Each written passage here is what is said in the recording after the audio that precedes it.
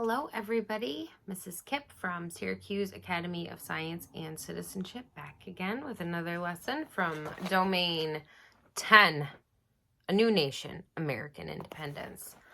The title of our lesson today is, What do a flag, a bell, and an eagle have in common?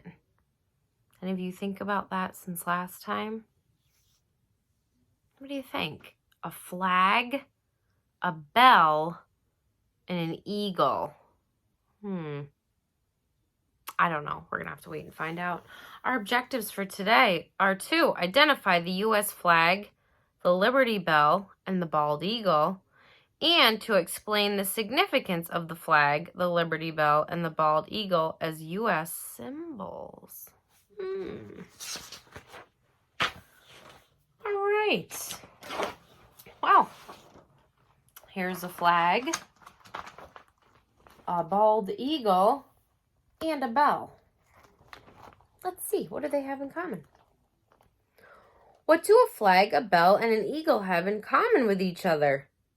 All three are symbols of the United States of America. A symbol is a sign that everybody recognizes and stands for something else.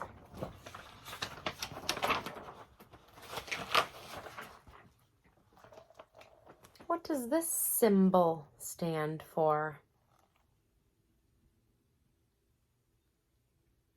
Stop, right? Stop, especially in your car. People see a symbol and know what it stands for. For example, does your school have a mascot, logo, or banner? Something that makes you think of your school every time you see it? Many sports teams have symbols. Can you think of any? We have symbols all around us. Before you even learn to read signs or words, you probably learn to read symbols. Let's find out how a flag, a bell, and an eagle came to be symbols of or represent the United States of America. At our school, our sign is the little atom, right? And we say, "Good morning, Adams." That's our symbol for our school. Here's Betsy Ross's flag that she designed. You already know a little bit about our flag from the legend of Betsy Ross. The flag with its circle of 13 stars was not the first flag to be flown in America. During the early days of exploration, flags of many different countries were used to represent land claims. The first official flag of our nation was the one you learned about, flown on Independence Day, July 4th, 1776, and adopted by the Continental Congress a year later on June 14th, 1777. Do you remember what the 13 stars and stripes stood for? Yes, they were symbols for the 13 colonies that became 13 states. Here's what our current American flag looks like today. As the country grew, more states were added. With each new state, a new star was added to the flag. Pretty soon, there were too many stars to fit in a circle, so the patterns changed over the years. Now we have 50 states and 50 stars arranged in rows, still on a blue background like the original flag. The same 13 red and white stripes remain as a reminder of the original 13 colonies. June 14th is National Flag Day in the United States, but our flag is flown every day all across America, from the Atlantic to the Pacific Ocean, as a symbol of the land of freedom. And we have a flag in our classroom, too, for when we say the Pledge of Allegiance. And this is the Liberty Bell. It's pretty easy to understand how the stars and stripes became a symbol for our nation. But what about a bell? The Liberty Bell, another well-known symbol, is actually older than the United States itself. In 1751, the mostly copper bell was made in Great Britain and shipped to Philadelphia, where it was rung to call people to meetings in the town square. Wow.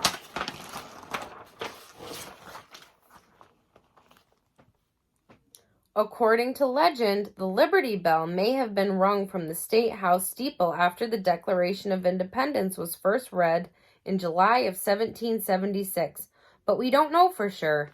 During the Revolution, the colonists feared that the British might melt down the bell for cannonballs, so it was moved and hidden in a town north of Philadelphia until the war ended.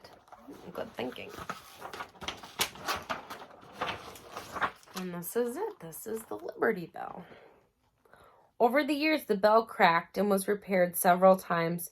It was rung for the last time on George Washington's birthday in 1846 when it cracked beyond repair. Today, the bell sits outside Independence Hall in Philadelphia. It's only about 3 feet tall. Only? That's pretty big. But it weighs as much as a hippopotamus. If you visit the Liberty Bell, be sure to look for the words of freedom taken from the Bible and written on its side. Proclaim liberty throughout all the land and unto the inhabitants thereof. I've seen the Liberty Bell before on a field trip. Okay, cool. Here is a bald eagle. So, we have a flag and a bell. The third symbol is a bald eagle, a large bird of prey with a white head and tail found only in North America. Who chose the American bald eagle as a symbol of our country? To find out, we must return once more to our friends Thomas Jefferson and Benjamin Franklin.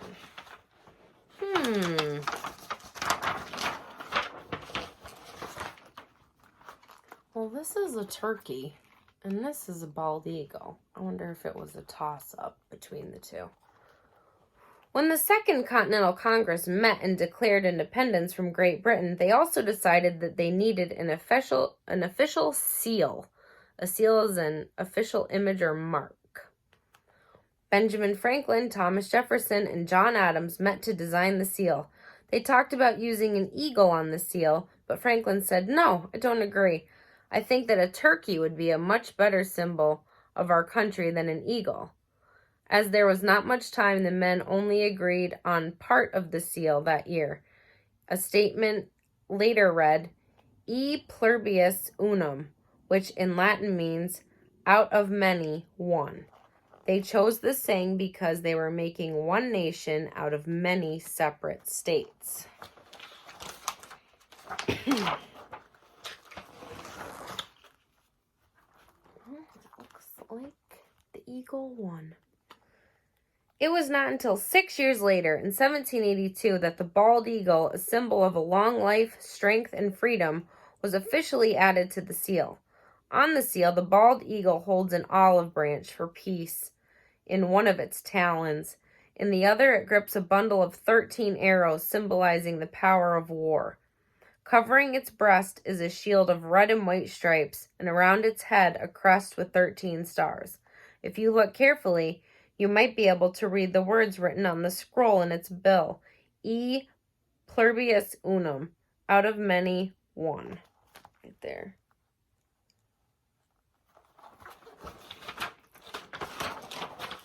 And we're back to the American symbols. Now that you know what to look for, try being a symbol detective.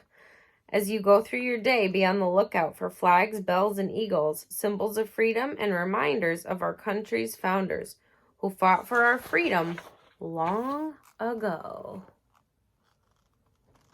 That's it for today. Let's go over some questions. So, what do a flag, a bell, and an eagle have in common? They're all symbols for our country. What was the main topic or main idea in the read aloud?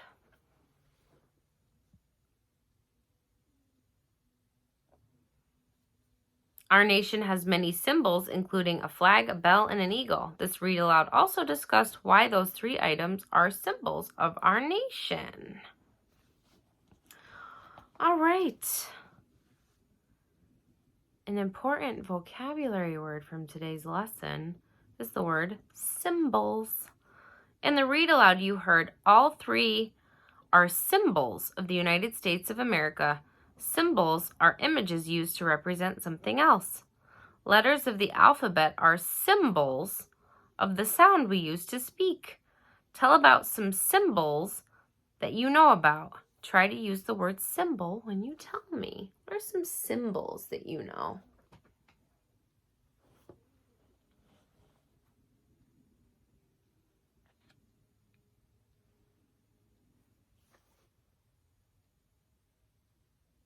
Well, they said that letters are symbols of the sounds that we that we use to speak. What about numbers? When you write a number, you write a number 1, that represents 1. If you write a number 2, that represents 2, right? And so on. Those are symbols. All right, guys, that's it for today. But next time, we're going to have our domain review. So really quickly, I want to tell you what words to review and to think about before next time, okay?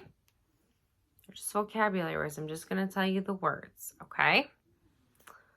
I want you to review government, representatives, spies, the Declaration of Independence, the Stars and Stripes, the Capitol,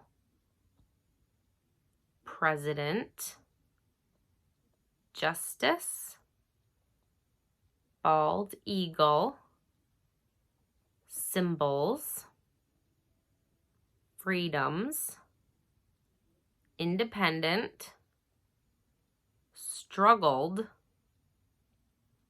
wise, and anniversary. All right? Those are the words that are going to be on your quiz next time. You're just going to give me a smile if it's true or a frown if it's false. All right?